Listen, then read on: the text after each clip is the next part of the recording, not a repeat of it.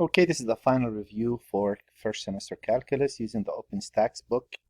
Now this is for both Pasadena City College and Cal Poly.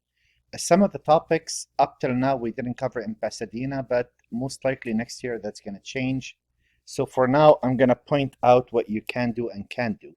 All the problems on this exam are doable by Cal Poly Pomona students, but for Pasadena City College, certain topics they do not know yet, so I'm going to work out some of the problems both ways. This works for both. So if I'm taking this limit, I would split this up.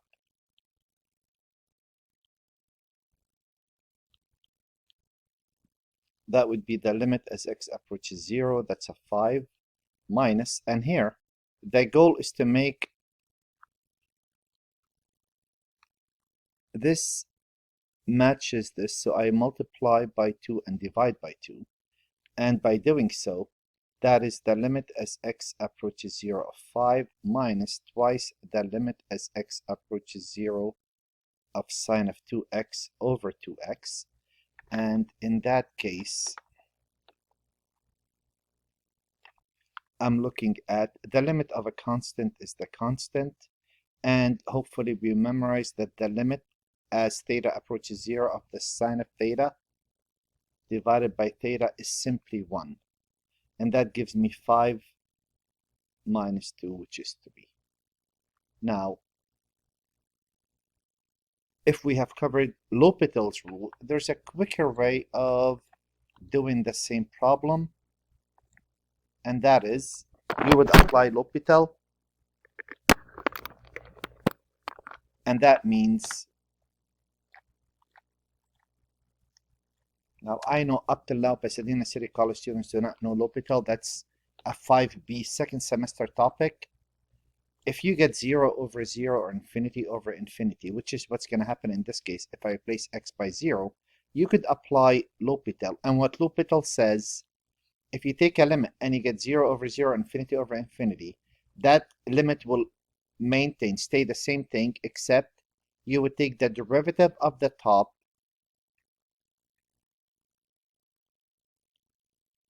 times the derivative of the denominator. Again, that's a L'Hopital rule. 5 minus twice the cosine of 2x. And if you replace x by 0, you get 5 minus twice the cosine of 0. And we're aware that that's a 1, and that gives you a 3. So either way will do. If you know about L'Hopital rule, you could use it. And if you don't, I just told you what it is. You're welcome to use it. Of course, I'm talking to Pasadena City College students. So if you take a limit, only limit, and you get 0 over 0 or infinity over infinity, then L'Hopital says you could take the same limit and you could take the derivative of the top, the derivative of the bottom, not the quotient rule, individually, and apply the limit one more time. So if I'm looking at problem B, if I replace x by 7, I'll get square root of 9, which is 3 minus 3, that's 0 over 0. So you could use the algebraic approach, that's fine. That is, take square root of x plus 2 minus 3 and multiply by the conjugate. The conjugate would be the same exact radical, the same exact constant. Make sure those are opposites. That's what makes it conjugate. And now what?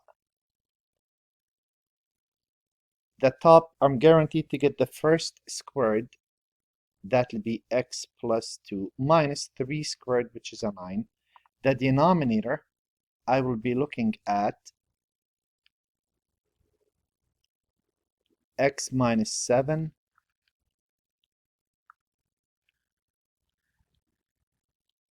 multiplied by the square root of x plus 2 plus 3. And if I simplify this, that turns out to be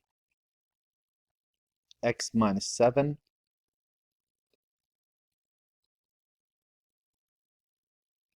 and those cancel out. And once they cancel out, replace x by 7. 7 plus 2 is 9. Square root of 9 is 3 plus 3. And that will give you a 1 over 6. And if you want to follow the same analogy as we did in the previous problem, since I did get 0 over 0, I could say, well, look, that's going to be, by L'Hopital, the limit as x approaches 7. And the way it works, you take derivative of the top. Derivative of the top is 1 divided by twice the square root of x plus 2. Again, not the quotient rule. Derivative of the top, derivative of the bottom is a 1. Replace x by 7, and you're looking at 1 twice the square root of 9. That is 1 over 2 times 3, and that is 1 over 6. And of course, either of those methods is accepted. When you take the limit as x approaches infinity, that's a slightly different problem. Whenever you're taking the limit as x approaches infinity, it would be very wise. You could apply L'Hopital, but then you're going to apply it multiple times, at least 5 times. Well, it's much easier when you take in the limit as x approaches infinity or negative infinity to divide by the highest power term of the denominator, always the denominator. So I'm going to divide each of those by x to the 8, each single term. And that's going to become the limit as x approaches infinity, 19 minus 1 over x cubed plus 12 over x to the 8, 5, 1 over x, and 90 over x squared. And we developed in class in the lectures that as x approaches infinity, any quantity over x will approach 0, and therefore I'm left with 19 divided by 5.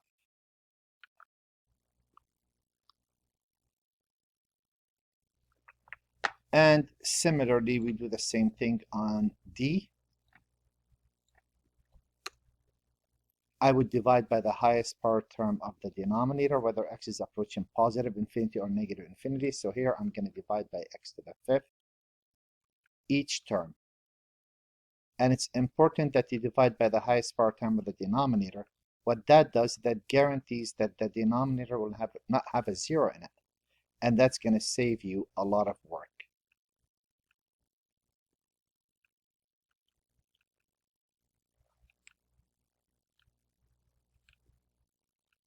And here we are. Any quantity over x approaches 0, I'm left with the limit as x approaches negative infinity of 2x cubed plus 11. Since this is odd and x is approaching negative infinity, and as mentioned in the lecture video, if you're not sure how to do that, pick a very large negative number, say negative a billion, and put it in. If my answer is a negative large number, that's negative infinity. If it's positive, that's positive infinity. Now, without L'Hopital, you can't do this problem. So if you don't know about L'Hopital, this problem you could skip. As x approaches 0, we substitute. E to the 0 is 1 minus 1 over negative 3 times 0. So by applying L'Hopital, and I am aware that also up till now in Pasadena, we do not take derivative of inverse direct functions in first semester calculus. We do not take derivative of logs or exponentials. So you're not responsible for those. But when the time comes, we are going to cover all of those. We're lining up all the courses in the colleges and universities, and pretty soon you're going to be doing that. So take the limit as x approaches 0. I get 0 over 0. By L'Hopital, it's going to be derivative of the top. Derivative of an exponential is the exponential by the chain rule times the derivative of negative 7x, which is negative 7. Derivative of the denominator is negative 3. Once you apply L'Hopital, replace x by 0. You're looking at e to the 0 times 7 over 3, and that is 7 over 3. Again, up till now, Pasadena City College are not responsible for derivative of logs, exponentials, inverse direct functions,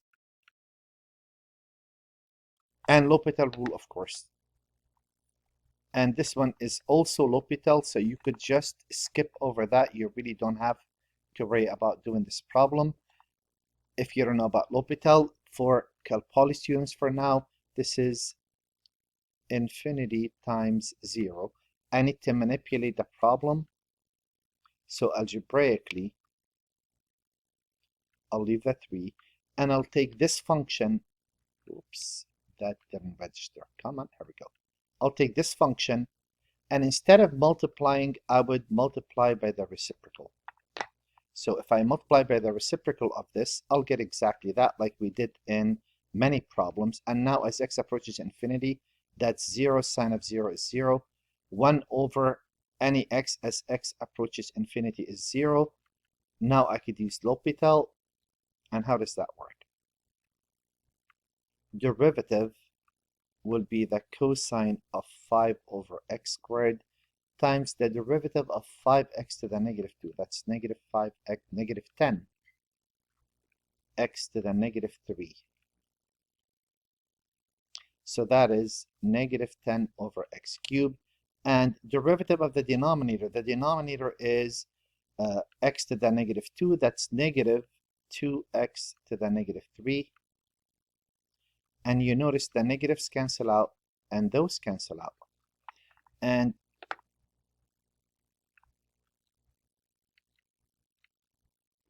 I'm left with the limit as x approaches infinity of 2 divides 10 5 times. 6, the cosine of 5 over x squared. As x approaches infinity, that approaches 0. 6 times the cosine of 0, which is 6 times 1, and that's a 6.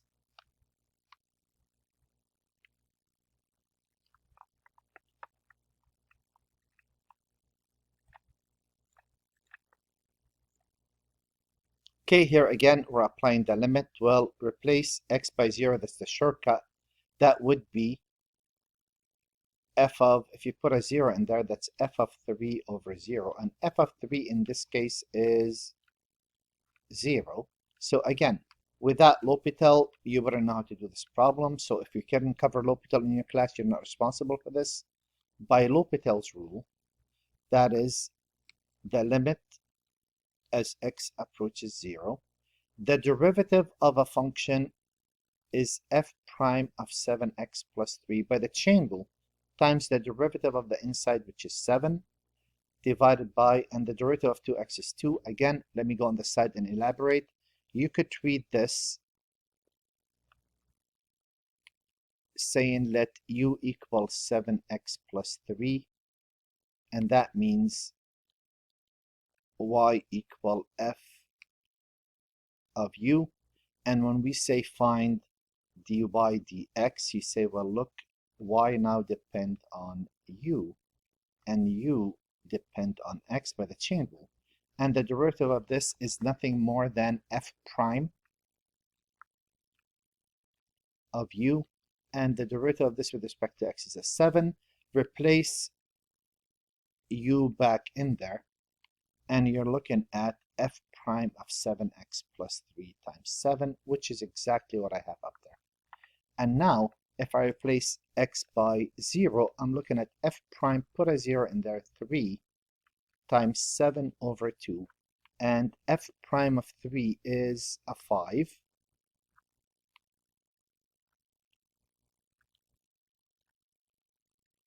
So I'm left with 35 over 2.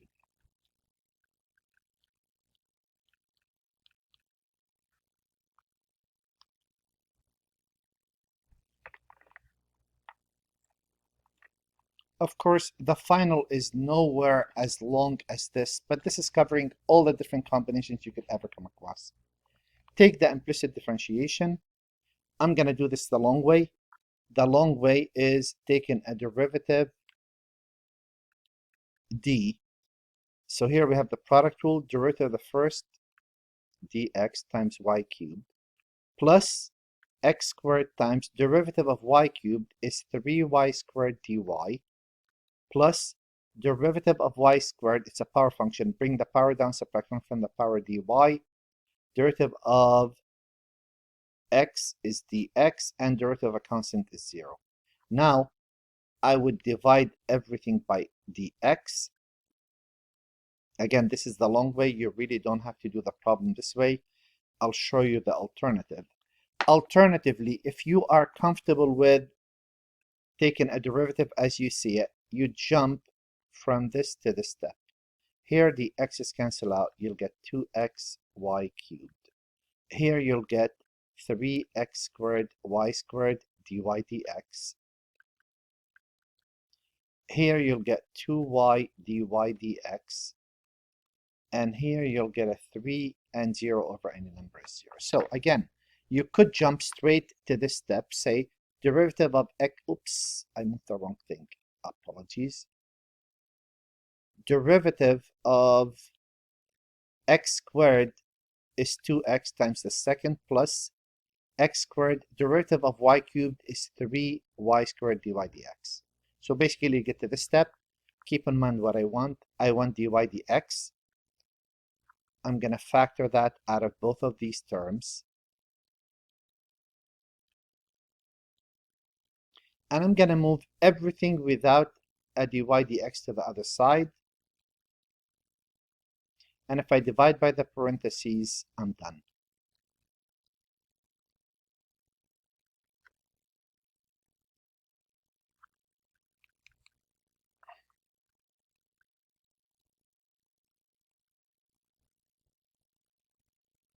And there it is.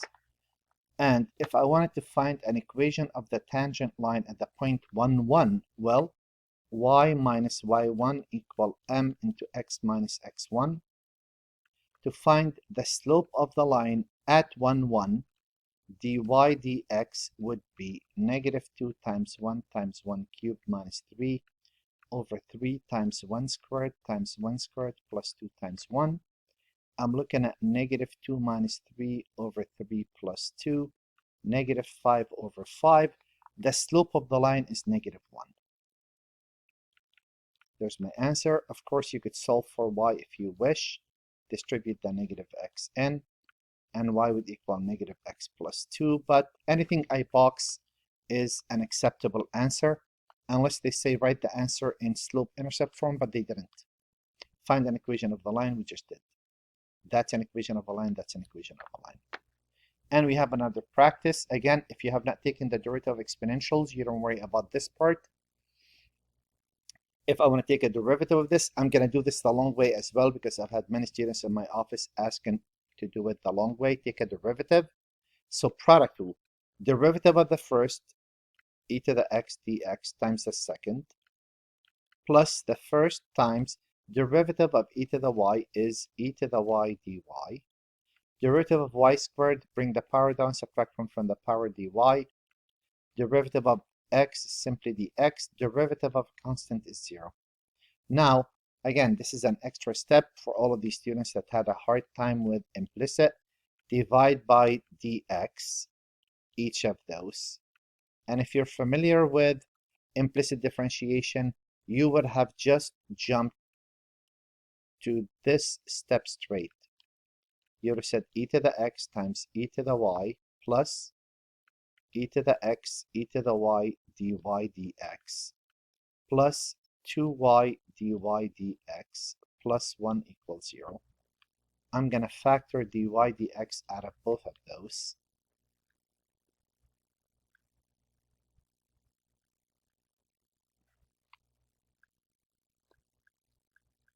And I'm looking at e to the x, e to the y plus 2y. And I'm going to move all the terms without a dy dx to the other side.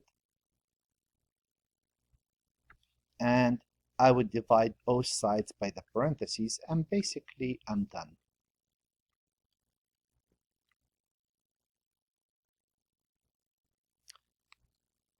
Forgive me.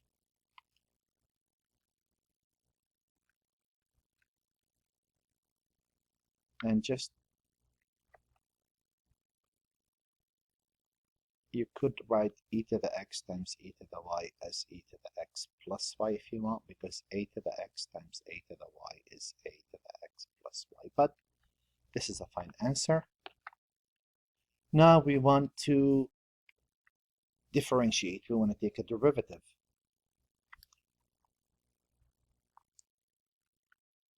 S prime would be, bring the power down, subtract 1 from the power. This is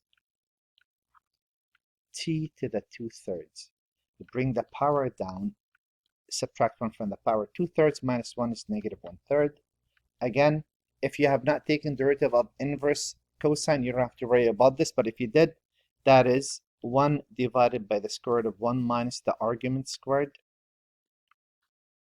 minus 5. Derivative of secant is secant tangent. And derivative of a constant is 0. Of course, you don't have to write that 0. If I take that a step further, I'm looking at 12t minus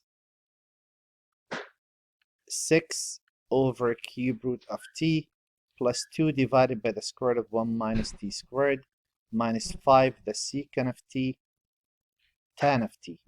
Of course, either of those two answers are accepted. Anything I box on the exam is, anything I box here is an acceptable answer on the exam. Here, I would apply the chain rule. Bring the power down, subtract 1 from the power, times the derivative of the inside.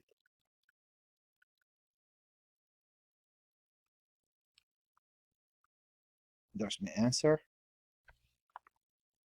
Again, if you don't know what the derivative of natural log is, you don't worry about this. G prime.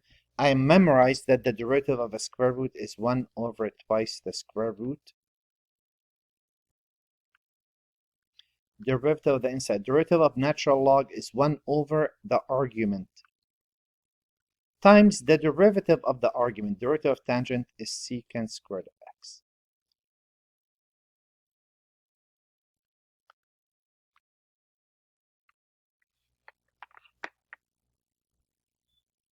Product rule.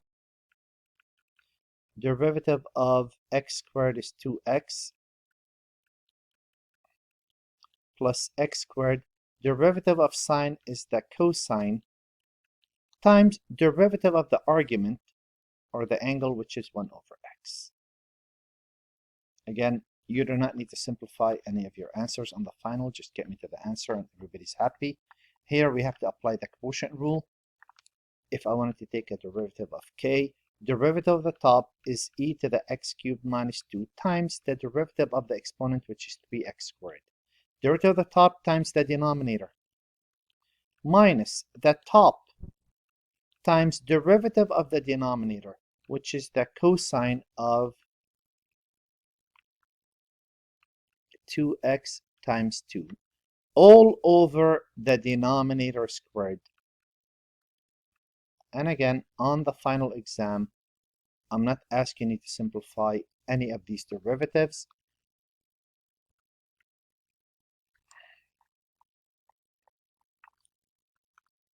If I want to take a derivative of this, derivative of arc cosine, same as arc sine, except with a negative, 1 over the square root of 1 minus whatever that angle is, we call that argument, squared, times derivative of this. Derivative of the first is 3 times e to the t plus 3t, and derivative of e to the t is e to the t.